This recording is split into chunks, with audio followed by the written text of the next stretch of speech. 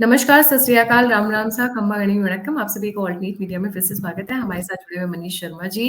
Manish Sharma ji is a social and political observer. He is into full time job जो ये disclose नहीं करना चाहते हैं, बट आर्टिकल्स बहुत अच्छे लिखते हैं। क्रॉनिकल, ऑर्गेनाइजर, स्वराज, काफी सारी मैगजीन्स के लिए, ऑनलाइन पोर्टल्स के लिए लिखते रहते हैं। आज का जो मुद्दा है वो है नमस्कार। नमस्कार Manish ji, and thank you so much for joining. इससे पहले कि मैं आगे बढ़ूं, जब से राजनाथ सिंह जी, मैं बोलूं, डिफेंस मिनिस्टर बने हैं और जब से आत्मनिर्भर भारत चालू हुआ है और उसके बाद मोदी जी इटली पहुंच गए। इटली पहुंचने के बाद जी। में बड़ी मिर्ची लग गई। ऐसा क्यों? आफ्टर ऑल, ऐसा क्या है इटली में कि पूरी की पूरी Chandigarh, there is something called Chandigarh lobby. मेरे बहुत सारे हुँ, हुँ। व्यूअर्स शायद नहीं जानते होंगे, तो हम वहीं से शुरू करेंगे टॉकी कि चंडीगढ़ लॉबी इटली पहुंचते ही मोदी जी के बड़ी परेशान हो गई है, रातों की नींद उड़ गई है कुछ लोगों की। मनीष जी, जी, अगेन अ वार्म जी। Thank you so much Gayatri ji and yes हाँ, आपने एकदम सही बात बोली है कि मोदी जी जैसे ही इटली पहुँचे हैं, एक्चुअली G7 की समिट थी और उसपे इंडिया एज़ एन ऑब्जर्वर या एक फ्रेंडली कंट्री के तौर पे वहाँ पे गया था एंड जिस दिन मोदी जी यहाँ से गए हैं, उसके बाद से ही उनके ऊपर उल्टे-सीधे आक्षेप लगाना स्टार्ट कर दिया इन लोगों ने और वहाँ पर जाकर जब मोदी जी ने एक स्पीच दी, मोदी जी ने बोला कि आज वो बहुत ज़्यादा खुश हैं, ठीक है? और उसके बाद में जब मोदी जी वहाँ से वापस आ रहे थे उस टाइम पर कुछ न्यूज़पेपर्स ने एक न्यूज़ ब्रोक करी कि मोदी जी और इटली के जो पीएम हैं मेलोनी जी, उनके बीच में कुछ बात हुई है और उन्होंने उनको ऑगस्टा वेस्टलैंड जो एक हमारे यहाँ पे एक स्कैम हुआ था, उससे जुड़े हुए कुछ कॉन्फिडेंशियल डॉक्यूमेंट्स उनको हैंडओवर किए हैं मोदी जी को, जो इतने साल से वहाँ पे गवर्नमेंट के पास में रखे हुए थे। और उसके बाद में अगर आप देखेंगे ना तो कांग्रेस और जो लेफ्टिस्ट जो पूरा जो इकोसिस्टम है उन्होंने इस पूरी इटली की जो उनकी यात्रा है उसके ऊपर उन्होंने सवाल उठाना शुरू कर दिए। कोई लोग मॉक कर रहे हैं, कोई लोग ये कह रहे हैं कि वहाँ पर मोदी जी का कोई काम ही नहीं था, वो बेमतलब वहाँ पे गए हैं। कोई कुछ कह रहा है, कोई कुछ कह रहा है, कोई कह रहा है कि बीजेपी वाले बोलते थे कि राहुल गांधी इटली जाएंगे लेकिन मोदी जी इटली चले गए। लेकिन इन सब चीजों को आप अगर एक साइड में रख दें तो मेन मुद्दा यह है कि ऑगस्टा वेस्टलैंड के कुछ इंपॉर्टेंट डॉक्यूमेंट्स मोदी जी के हाथ में लग गए हैं और वो कुछ समय पहले एक स्टेटमेंट भी दे चुके हैं कि अगले 6 महीने के अंदर इंडियन पॉलिटिक्स के अंदर एक भूचाल आने वाला है। तो मुझे कहीं ना कहीं ये लग रहा है कि ऑगस्टा वेस्टलैंड का जो केस जो एक तरह से खत्म सा हो गया था, उसको वापस से रीओपन किया जाएगा और उसमें काफी लोग नपने वाले हैं, जिसमें कुछ पॉलिटिक्स के लोग भी हो सकते हैं, कुछ एमओडीज के लोग भी हो सकते हैं और चंडीगढ़ लॉबी के लोग भी हो सकते हैं। That is the reason.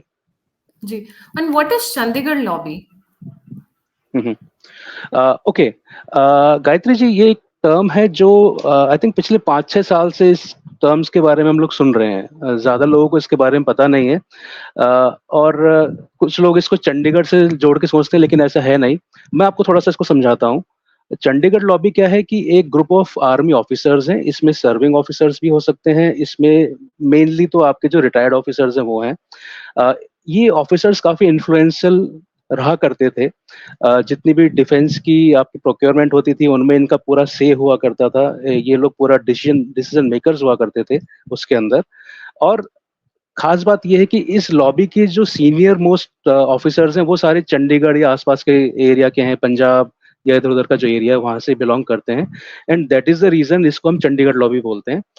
But इसके ऑफिसर्स पूरे देश में फैले हुए हैं अलग अलग जगह पे। So it's just terminology. इसका ये मतलब नहीं कि चंडीगढ़ के सारे ऑफिसर्स करप्ट हैं या भ्रष्ट हैं, बट यस, ये एक लॉबी है जो डिफेंस प्रोक्योरमेंट को पूरा कब्जा करके बैठी थी। लेकिन 2014 में जब मोदी जी आए उसके बाद में इनका पूरा कंट्रोल छूट गया है। और वही रीजन है कि उसके बाद से अगर आप देखेंगे तो there are certain army officers जो रेगुलरली कंटिन्यूसली मोदी गवर्नमेंट के अगेंस्ट कभी स्टेटमेंट्स देते हैं, कभी आर्टिकल्स लिखते हैं। और अब तो हालत ये है कि वो कई बार चाइना का सपोर्ट कर देते हैं, पाकिस्तान का भी सपोर्ट कर देते हैं। That is the situation right now. So basically इनका काम था कमीशन कमाना, जो भी वेपन्स की डील्स हो, आर्म्स की हो, जेट्स की हो, मिसाइल्स की हो, उसमें पैसे कमाना बेसिकली। एब्सोल्युटली एब्सोल्युटली, इनका मैम एक ही काम था कि देखिए, अगर हम 50s की बात करते हैं, 50s 60s से ये स्टार्ट हो गया था जहाँ पे पॉलिटिक्स और डिफेंस के लोगों के बीच का एक जिसको हम गठजोड़ बोल सकते हैं या कबाल भी बोल सकते हैं। और उसी टाइम से अगर आप देखेंगे तो डिफेंस के अंदर हमारे स्कैम्स होने स्टार्ट हो गए थे। जब नेहरू जी पीएम थे उस टाइम पे एक जीप का स्कैम हुआ था जिसको इंडिया का फर्स्ट स्कैम बोलते हैं। और उसके बाद से अगर आप देखेंगे लगातार तो हमारी जो डिफेंस मैन्युफैक्चरिंग की कैपेबिलिटीज थी उनको हमेशा खत्म करता किया जाता रहा। अगर मैं फर्स्ट वर्ल्ड वॉर या सेकंड वर्ल्ड वॉर की बात अगर करूं तो इंडिया की जो डिफेंस मैन्युफैक्चरिंग कैपेबिलिटीज थी वो वर्ल्ड में टॉप 5 नेशंस में था। आपको हो सकता है विश्वास ना हो, लेकिन सेकेंड वर्ल्ड वॉर के अंदर जितने भी यूके और उसके साथ के जो मित्र देश जिसको हम बोलते हैं, उनको मैक्सिमम जो आर्मामेंट्स थे वो इंडिया की जो ऑर्डिनेंस फैक्ट्रीज थी वहां से बन के जाया करते थे। लेकिन आज़ादी के बाद धीरे धीरे इस चीज़ को खत्म किया जाता रहा, और इसका रीज़न ये था कि पॉलिटिशियंस और चंडीगढ़ लॉबी के जो लोग थे डिफेंस के, इनका एक गठजोड़ था। यह जानबूझकर विदेशी इक्विपमेंट्स को रिकमेंड करते थे, अपनी रिपोर्ट्स को मैनिपुलेट करते थे, ताकि अगर कोई टेंडर भी निकला है तो उसमें से बाकी के जो भी प्लेयर्स हैं वो हट जाएं, और इनका जो स्पेसिफिक प्लेयर है जो इनको अच्छा पैसा दे रहा है, अच्छा कट दे रहा है, उसका टेंडर क्लियर हो जाए। तो ये काफी टाइम से चलता आ रहा है। और अगर आपको अगर याद हो, बोफोर्स कांड हमने सुना है जो राजीव गांधी के टाइम का है। उसके बाद में यूपीए 2 के टाइम पे अगर आप देखेंगे ऑगस्टा वेस्टलैंड जो स्कैम हुआ था। इस तरीके के ढेरों केसेस हैं जहां पर इन लोगों ने मिल बांट कर, पैसा खाकर महंगी से महंगी चीजें हमारे देश को दी हैं। और मतलब एक टाटा ट्रक करके एक ट्रक होता है जो एक यूरोपियन कंट्री से इंडिया में आता था। उस ट्रक को वहां से किसी साउथ ईस्ट एशियन कंट्री में भेजा जाता था, फिर वहां से वो इंडिया में आता था, जिसकी वजह से उसकी जो कीमत होती थी वो 3 से 4 गुना ज्यादा हो जाती थी। आई मीन जो चीज हमें 100 रुपए में मिल रही है वो चीज हमें 400-500 रुपए में पड़ती थी। अब चीज की कीमत तो 100 रुपए ही है, लेकिन जो ऊपर का जो प्रीमियम है ये किसकी जेब में जाता था? ये जाता था पॉलिटिशियंस की जेब में, या फिर जो मिडिल मैन होते थे, या फिर जो आर्मी ऑफिसर्स होते थे जो रिकमेंड करते थे कि हमें यही चीज चाहिए। मतलब आप खुद भी वो चीज बना सकते हैं, लेकिन नहीं, हमें विदेश से ही लेना है। और इसके बारे में मैं आपको एक चीज बताऊंगा मैम। ब्रह्मोस का जो हमारा प्रोजेक्ट चल रहा है, BrahMos is right now the deadliest weapon in the world right now. ठीक है। तो ब्रह्मोस के प्रोजेक्ट के चीफ थे मिस्टर ए पिल्लई। उन्होंने कुछ समय पहले एक बुक लिखी थी, द पाथ अनएक्सप्लोर्ड। इस बुक को अगर दर्शक चाहें तो पढ़ सकते हैं, अमेजोन और फ्लिपकार्ट पे उपलब्ध है। उस बुक में इन्होंने इस पूरे जो कबाल को पूरा प्रॉपर तरीके से डिफाइन किया हुआ है। उसमें उन्होंने बताया है कि किस तरीके से एमओडी के लोग और डिफेंस के लोग, फोर्सेस के लोग, ये लोग चाहते थे कि ब्रह्मोस मिसाइल कभी भी सक्सेसफुल ना हो पाए। उनके जो टेस्ट जब होते थे ब्रह्मोस के, तो ये लोग आर्टिकल्स लिखते थे, ये लोग जाके पॉलिटिशियंस को बताते थे कि ये मिसाइल बेकार है, इसको आप मत खरीदिए, इसके बजाय आप यूरोपियन कंट्रीज की या यूएस की या रशिया की मिसाइल्स खरीदिए।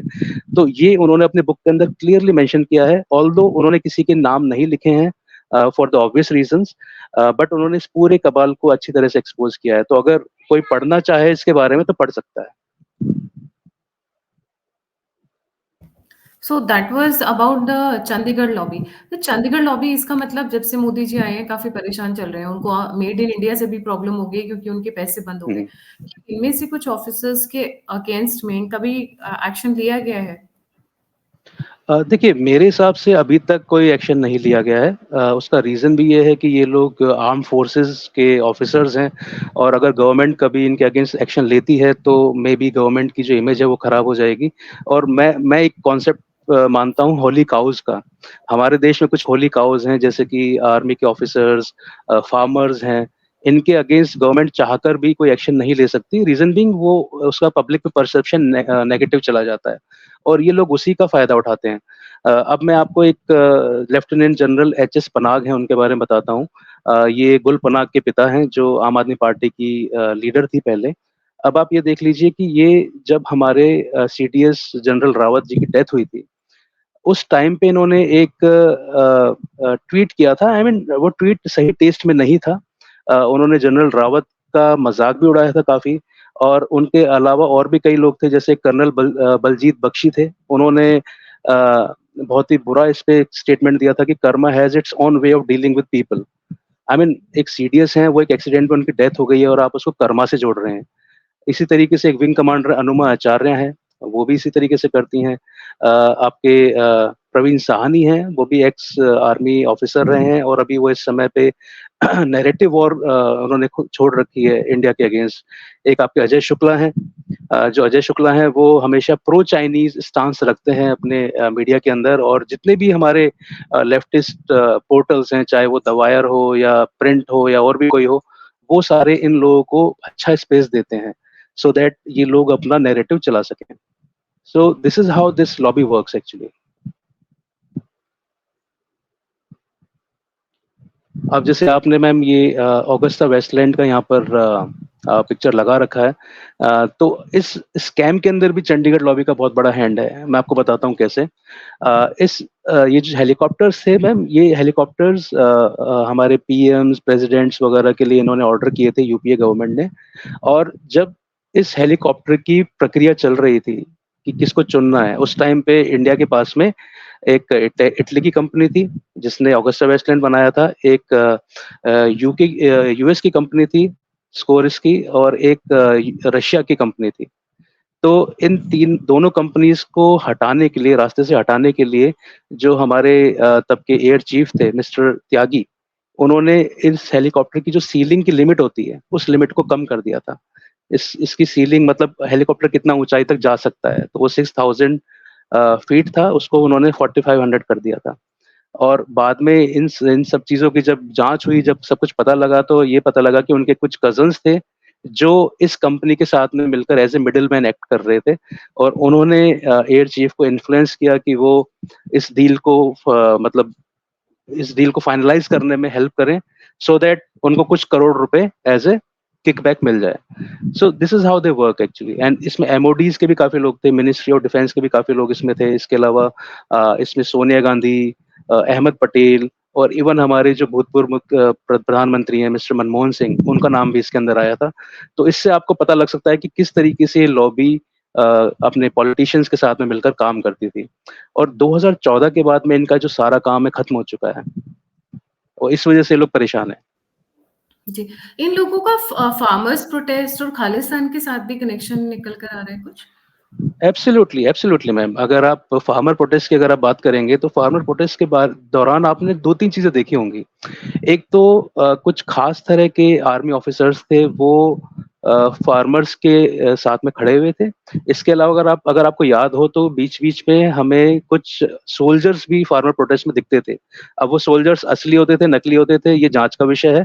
लेकिन वो सोल्जर्स आते थे, फिर उसके ऊपर स्टोरी लिखा जाती थी कि ये सोल्जर चाइना बॉर्डर पे तैनात था, फिर अपने पिता का सपोर्ट देने के लिए आया है, किसानों का सपोर्ट देने के लिए आया है, नो फार्मर, नो फूड। इस तरह की इमोशनल स्टोरीज चलाई जाती थी उस टाइम पे, और लोगों को भड़काया जाता था। मैं अगेन आपको कह रहा हूँ कि देश में कुछ होली काउज हैं, फार्मर्स हैं, आर्मी के ऑफिसर्स हैं। इनको आगे करके अगर आप कोई भी नैरेटिव चलाएंगे, तो उसको काटना बहुत मुश्किल हो जाता है, बिकॉज लोगों के मन में इनके प्रति एक इमोशनल एंगल रहता है हमेशा। उनको लगता है कि ये लोग गलत नहीं हो सकते, जो कि सच नहीं है। बिल्कुल सही। और ये इस बात से भी इन लोगों को मिर्ची लगी हुई क्योंकि इनके प्रिविलेजेस बंद कर दिए गए हैं शायद। जी, जी। जी मैम, 2014 के बाद में जब गवर्नमेंट ने देखा कि आर्मी के अंदर लीकेजेस कहाँ-कहाँ से होती हैं। क्योंकि देखिए, हमारा काफ़ी बड़ा जो बजट है वो आर्मी की पेंशन्स में चला जाता है, सैलरीज़ में चला जाता है। उसके बाद में आर्मी की मॉडर्नाइज़ेशन के लिए हमारे पास पैसा नहीं बचता है। तो गवर्नमेंट ने कुछ कमिटीज़ बनाई, और उन्होंने ये देखा कि आर्मी का पैसा जा कहाँ रहा है। तो बाद में ये पता लगा कि सीएसडी कैंटीन्स, जो एक बहुत बड़ा एक पार्ट है आर्मी का, उसके वहाँ से बहुत ज़्यादा लीकेजेस हो रही थी। इसके अलावा कई तरह की प्रिविलेजेस हमारे आर्मी ऑफिसर्स के पास में थी, जिसका वो मिसयूज़ किया करते थे। अगर मैं सीएसडी की बात करूँ, तो सीएसडी के अंदर आर्मी के ऑफिसर्स को एक सुविधा मिलती है कि वो ऑलमोस्ट नेग्लिजिबल सर्विस टैक्स और जो भी आपका स्टेट का टैक्स होता है, उसको अगर हटा दिया जाए, तो उनको चीज़ें काफ़ी सस्ते दाम पे मिलती हैं, स्पेशली लिकर और कार्स। तो 2014 से पहले इसमें कोई लिमिट नहीं थी, लेकिन जब general Rawat chief of army staff बने, उन्होंने इसकी लिमिट 12 लाख रुपए कर दी। उन्होंने ये देखा कि आर्मी के कुछ ऑफिसर्स थे, वो महँगी-महँगी कार्स ले रहे थे, मर्सिडीज़ की कार्स, ऑडी की कार्स, सीएसडी के थ्रू ले रहे थे। उसकी वजह से क्या होता है कि गवर्नमेंट को टैक्स का नुकसान होता है। जबकि ये ऑफिसर्स इतने वेल ऑफ थे कि ये खुद आराम से उस चीज़ को खरीद सकते हैं। अब सपोज़ कीजिए आपने 40 लाख की कार ली, उसके अंदर आपको 10 लाख रुपए का टैक्स का बेनिफिट मिल गया थ्रू सीएसडी। अब वो जो 10 लाख रुपए वो एक्चुअल में लॉस है अपने अपने हमारी गवर्नमेंट के लिए, बिकॉज आप क्या कर रहे हैं, आप अपना प्रिविलेज को मिसयूज कर रहे हैं। सेम चीज एक डिसेबिलिटी पेंशन का बहुत इश्यू उठता है, उसके बारे में बताना चाहूंगा कि जो हमारे जनरल रावत थे वो खुद डिसेबल थे एक लेवल तक, बिकॉज उनको एक गोली लगी थी जिसकी वजह से उनकी एंकल में एक लोहे की एक रॉड इंस्टॉल की गई थी। वो खुद एक डिसेबल थे, बट उन्होंने कभी भी डिसेबिलिटी पेंशन नहीं ली। लेकिन हमारे यहाँ के कई ऑफिसर्स ऐसे थे जो एमओडीज के ऑफिसर्स के साथ में मिलजुल कर, जो ब्यूरोक्रेट्स हैं वहाँ पे, उनके साथ मिलजुल कर अपने आप को डिसेबल शो करते थे। डिसेबिलिटी के भी अलग अलग ग्रेड्स होते हैं, तो वो मिलजुल कर इस तरीके से करते थे कि उनको डिसेबल दर्शा दिया जाए ऑन पेपर्स, और उसके बाद में उनको डिसेबिलिटी पेंशन मिलती थी जो उनकी एक्चुअल सैलरी से भी ज्यादा होती थी। और सबसे बड़ी बात ma'am, disability pension is a 100% tax free pension, उस पर कोई टैक्स नहीं लगता है। तो इस वजह से जनरल रावत ने इस डिसेबिलिटी पेंशन का जो गेम था उसको बंद किया। और अगर आप गूगल पे सर्च करेंगे तो आपको 2016 से 20 के बीच में डिसेबिलिटी पेंशन के ऊपर आपको हजारों आर्टिकल्स मिलेंगे। और इवन कई तरह के प्रोटेस्ट भी हुए थे कि आर्मी के ऑफिसर्स को, आर्मी के जवानों को डिसेबिलिटी पेंशन दी जाए। वो लोग क्या करते थे, जवानों का नाम लेकर डिसेबिलिटी पेंशन को पुश करते थे, लेकिन एक्चुअल में उनका होता था कि हमें पेंशन मिले, ऑफिसर्स को। सेम चीज आप ओआरओपी के टाइम पे भी देखेंगे।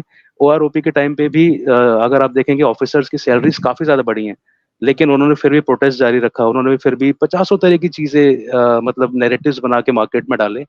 और उन्होंने ये दिखाया कि जो गवर्नमेंट है वो सोल्जर्स के पक्ष में काम नहीं कर रही है। जबकि 1971 में जब हमने वॉर जीती थी पाकिस्तान के अगेंस्ट, तो आप सोचिए इतना बड़ा हमने वॉर जीता अपना, मतलब सेकेंड वर्ल्ड वॉर के बाद सबसे बड़ी वॉर थी, और इतना बुरी तरीके से हम लोगों ने हराया पाकिस्तान को। उनके 93,000 सोल्जर्स को हमने आत्मसमर्पण करने पे मजबूर किया। ऐसी जीत के बाद में आर्मी को क्या मिलना चाहिए था? आई मीन कुछ इनाम मिलता, कुछ अच्छा कुछ मिलता। और इंदिरा गांधी ने उनको क्या दिया? इंदिरा गांधी ने ओआरओपी कैंसिल कर दिया, बंद कर दिया उन लोगों का। और वो चीज आकर किसने स्टार्ट करी? प्रधानमंत्री मोदी ने। लेकिन फिर भी ये लोग मोदी के अगेंस्ट बोलते हैं। That is the reason. मैं मतलब मैं खुद एक आर्मी फैमिली से हूँ, इसलिए I know how it happens, अंदर किस तरीके से काम चलता है, and that is why I can expose them very easily. जी। और मनीष जी, जैसे उनकी आर्म्स एंड एम्युनिशंस, मतलब जो ये पैसा कमाते थे गलत तरीके से, पूरा का पूरा चंडीगढ़ लॉबी, इनको मिर्ची लगी हुई है कि ये चीज वो नहीं कर पा रहे। तो इसमें से जी, बहुत सारे लोग शायद इसीलिए फैसिलिटेट भी कर रहे हैं ड्रग्स अक्रॉस द बॉर्डर, और खालिस्तान बन जाए तो वो खालिस्तान में नए हुक्मरान बन के घूमेंगे, जैसे पाकिस्तान में वहाँ के army owns the entire Pakistan. कुछ वैसी सी फीलिंग है क्या? कुछ एब्सोल्युटली। वैसा पैट्रियटिज्म है क्या? जी। मैम देखिए, इनकी एस्पिरेशंस तो देखिए वही हैं। इनकी एस्पिरेशंस यही हैं कि they should be the king makers. I mean उनको पैसा मिलता रहे, उनका कंट्रोल रहे सत्ता के ऊपर, इनडायरेक्टली इफ नॉट डायरेक्टली, और जो भी वो चाहते हैं वो चीज होती रहे। तो ये तो देखिए इनका है। आप अभी आप पिछले दिनों कंगना रनावत का जो एक केस हुआ था जिसमें एक सीआरएफ की सोल्जर ने उनको स्लैप कर दिया था, उस टाइम पे भी अगर आप देखेंगे there are certain army officers जिन्होंने उस चीज का समर्थन किया है। There are many army officers, उन्होंने उस चीज का समर्थन किया है कि हाँ ऐसा अगर हुआ है तो हम पंजाबी ये कर देंगे, वो कर देंगे। एंड देन अभी रिसेंटली लास्ट वीक हिमाचल के अंदर कुछ इंसिडेंट्स हुए हैं जहाँ पे कुछ पंजाबीज के साथ में झड़प हुई है या बहस हुई है। उस चीज पे इन लोगों ने हिमाचल वर्सेस पंजाब भी करने की कोशिश करी है कि हम लोग हिमाचल का बॉयकॉट कर देंगे, हम लोग ये कर देंगे, वो कर देंगे। तो अल्टीमेटली इनका एक ही ऑब्जेक्टिव है इस समय पे, किसी भी तरीके से देश को तोड़ना, किसी भी तरीके। और उसके अंदर इनकी जो ड्रेस है, इनकी जो यूनिफॉर्म है, इनका जो डेजिग्नेशन है, उसका ये लोग मिसयूज करते हैं। बिकॉज देखिए कोई भी जनरल, कोई भी लेफ्टिनेंट जनरल या ब्रिगेडियर या इवन कर्नल, अगर वो अपने अकाउंट से लिख रहा है कोई भी चीज तो उसकी बातों में ऑटोमेटिकली वजन आ जाता है। Reason being he is a serving, या ही इज आपका रिटायर्ड अगर कोई ऑफिसर है, अगर वो कुछ कहता है तो डेफिनेटली लोग उससे इन्फ्लुएंस होंगे, चाहे वो चीज गलत भी हो। ठीक है, जैसे एक लेफ्टिनेंट जनरल, मेजर जनरल यशमोर हैं, उन्होंने कुछ समय पहले अमरनाथ यात्रा के ऊपर काफी भद्दी टिप्पणियां की थी। उन्होंने जो हमारे परमवीर चक्र विजेता थे उनके ऊपर, एक विक्रम बत्रा जी, उनके ऊपर काफी भद्दी टिप्पणियां की थी। और मैंने उनके यूट्यूब वीडियोस जाके देखे हैं, वहां पे देयर वर सर्टेन स्टूडेंट्स, क्योंकि वो स्टूडेंट्स को कोचिंग देते हैं। देयर वर मैनी स्टूडेंट्स जो उनके विचारों के साथ में सहमत हैं, उनके विचारों से सहमति दर्शा रहे थे। अब सोचिए इस तरह के बच्चे जब आर्मी में सोल्जर्स बनेंगे कल को, जिनकी इस तरह की सोच होगी, तो वो किस तरीके के देश, मतलब किस तरह की सेवा करेंगे वो लोग। तो इट इज, आई मीन, इसका जो इम्पैक्ट है वो लोग समझ नहीं रहे हैं अभी, लेकिन it is very very difficult for our nation. इन लोगों के अगेंस्ट कुछ ना कुछ जरूर होना चाहिए। और एक्चुअली में उनका पूरा का पूरा फोकस पैसों के ऊपर है। That is what is there in, absolutely, क्योंकि पैसा उनका बंद एब्सोल्युटली। हो गया, इस चीज से इशू हो रही है। चाहे जी जी, रिमेम्बर बिल्कुल। वो अक्षय कुमार की एक मूवी आई थी जिसमें किसी सबमरीन के डील को लेकर जी जी मनीष, आप डिस्कनेक्ट हो गए थे। जी। अक्षय ओके। कुमार की एक मूवी है रिमेम्बर, जिसमें सबमरीन की एक डील को लेकर बवाल हुआ था। ऐसा लगता है कि अब वो रियलिटी रही होगी कि आप एक खराब मैम सड़ा गला। एब्सोल्युटली, जी। मैम एब्सोल्युटली रियलिटी है। मैं आपको रियल एक केस सुनाता हूँ, नॉट टू ओल्ड, अभी 10-12 साल पुराना केस है। अगर आप अभी इसको सर्च भी करेंगे गूगल पे, आपको मिल जाएगा कि जनरल वीके सिंह ने एक बार, उस समय के जो डिफेंस मिनिस्टर थे मिस्टर ए के एंटनी, उनको उन्होंने एक लेटर लिखा था, और उन्होंने उस लेटर के अंदर ये पूरा बताया था कि किस तरीके से एक लेफ्टिनेंट जनरल तजिंदर सिंह थे, वो उनके पास में आए थे, बिकॉज देवर कलीग्स, वो लोग पहले से एक दूसरे को जानते थे, तो उन्होंने उनको अलाउ किया आना, और उन्होंने आकर उनको 14 करोड़ रुपए रिश्वत देने की बात की थी जनरल वीके सिंह को। और 14 करोड़ रुपए किस लिए कहे थे? ताकि कोई एक स्पेसिफिक एक डील थी, डिफेंस की डील, वो थ्रू हो जाए।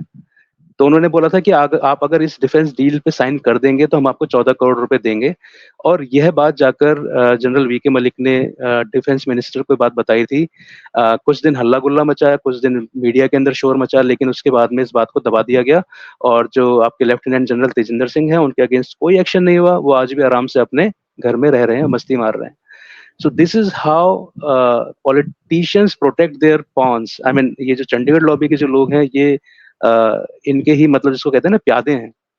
तो ये लोग उनको प्रोटेक्ट करते हैं। और उसके बाद में जनरल वीके सिंह के साथ में क्या किया इन्होंने, सोचिए आप। जनरल वीके सिंह के अगेंस्ट इतनी थ्योरीज निकाल दी इन लोगों ने कि वो लोग दिल्ली की गवर्नमेंट को बदलना चाह रहे हैं। उन्होंने 2 रेजिमेंट्स को ऑर्डर दे दिया दिल्ली पर अटैक करने के लिए। देन उनकी डेट ऑफ बर्थ को उन्होंने बदल दिया, उसकी कंट्रोवर्सी स्टार्ट कर दी। और एक और मैं आपको बताता हूँ मैम, एक हमारे यहाँ पे टीएसडी करके एक यूनिट थी आर्मी की, जिसका काम था चाइना और पाकिस्तान के अंदर जाकर जो भी हमारे यहाँ पे जो भी लोग आतंकवादी घटना करते हैं, जाके उनको एलिमिनेट करना, प्लस इन दोनों देशों के अंदर अपना इंटेलिजेंस नेटवर्क को बढ़ाना, प्लस उनकी जो भी वहाँ पे जो भी एक्शंस हो रहे हैं ऑन ग्राउंड, उनकी प्रोएक्टिवली उनको मॉनिटर करना और उनकी जानकारी को इंडिया में देना। तो ये जो टीएसडी है, अगर आप इसके बारे में सर्च करेंगे आपको मिल जाएगा। कर्नल हनी बख्शी इसके हेड थे उस टाइम पे, और उन्होंने काफी सारे ऑपरेशंस किए भी। उन्होंने इतने कई आतंकवादियों को मारा, अक्रॉस द बॉर्डर जाके भी उन्होंने काफी कुछ किया, और काफी इंटेलिजेंस इनपुट्स भी दिए। लेकिन इसी यूपीए गवर्नमेंट ने इस पूरी टीएसडी को डिसबैंड कर दिया। जो कर्नल बख्शी थे प्लस उनके कुछ जो भी कलीग्स थे, उनके अगेंस्ट कई सालों तक केसेस चले, उनके अगेंस्ट टेररिस्ट अटैक भी हुए, जैसे तैसे उनकी जान बची थी। तो आप देखिए किस तरीके से ये लोग प्ले करते हैं अपना गेम। और ये सारी चीजें मैं आपको कोई कहानियां नहीं बता रहा हूँ मैम, ये ऑलरेडी यूट्यूब पे या इंटरनेट पे आपको सब कुछ मिल जाएगा। कर्नल हनी बख्शी या उनका स्टेटमेंट्स आपको मिल जाएंगे। इस तरीके से चीजें हुई हैं। So is it, which way is it, is this the, ये जो आर्मी के लोग हैं, ये पॉलिटिशियंस को यूज करके पैसा कमाने की कोशिश कर रहे हैं? ये जो पॉलिटिशियंस हैं वो जानबूझकर आर्मी ऑफिसर्स को यूज करके पैसा कमाने की कोशिश कर रहे हैं? Which way it is? I mean it's vice versa ma'am, actually दोनों तरफ से चीज हो रही है। दोनों लोगों के जहाँ पे इंटरेस्ट मिल जाते हैं वहां पर एक कबाल काम करने लग जाता है। और डिफेंस प्रोक्योरमेंट जो रहा है हमारे देश में, इट्स अगेन एक ऐसी चीज थी जिसकी विजिबिलिटी जनता को नहीं हुआ करती थी। आई मीन जनता कभी भी इन चीजों में नहीं जाती थी। आर्मी ने कुछ खरीदा है तो अच्छा ही खरीदा होगा, ये हमारे मन में एक सेंटिमेंट रहा करता था। हालांकि बोफोर्स के बाद में सेंटिमेंट बदला। उससे पहले हम क्या खरीद रहे हैं, कहाँ से खरीद रहे हैं, किस देश से खरीद रहे हैं, कितने रुपए में खरीद रहे हैं, इस बात से किसी को मतलब नहीं हुआ करता था। आज भी नहीं है, आज भी लोग जागरूक हैं, लेकिन वो इतना ज्यादा मतलब नहीं रखते। रीजन बीइंग, लास्ट 10 ईयर्स के अंदर हमने इस चीज में रिफॉर्म्स देखे हैं।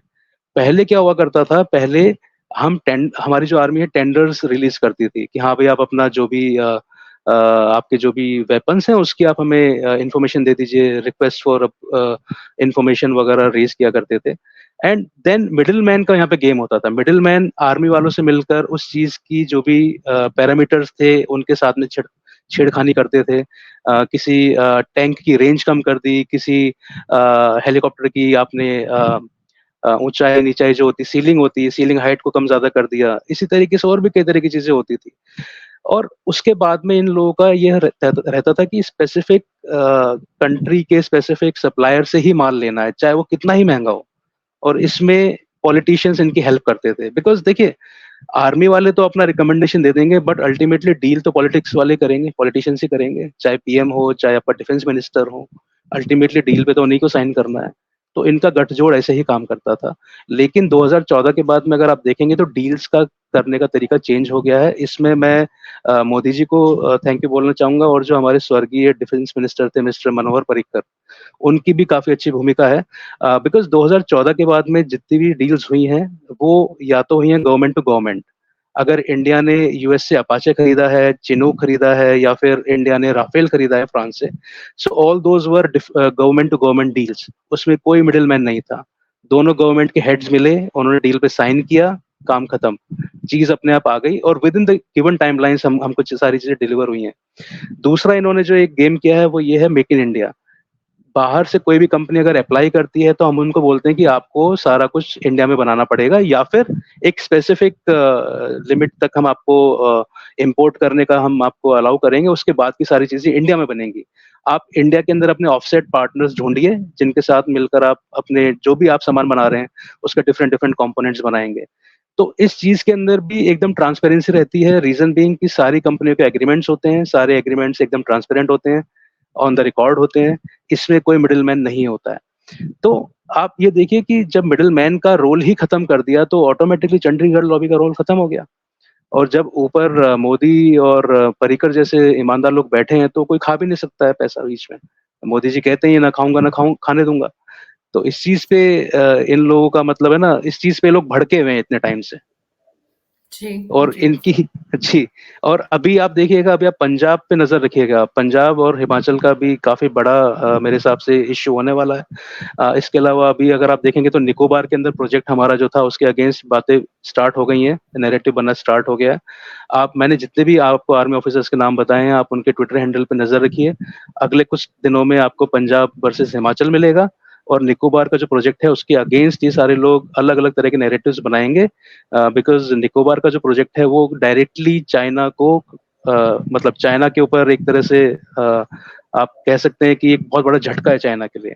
अगर वो प्रोजेक्ट इंडिया बना लेता है with in the given time lines, तो हम चाइना को कभी भी मलक्का स्टेट ऑफ मलक्का पे चोक कर सकते हैं।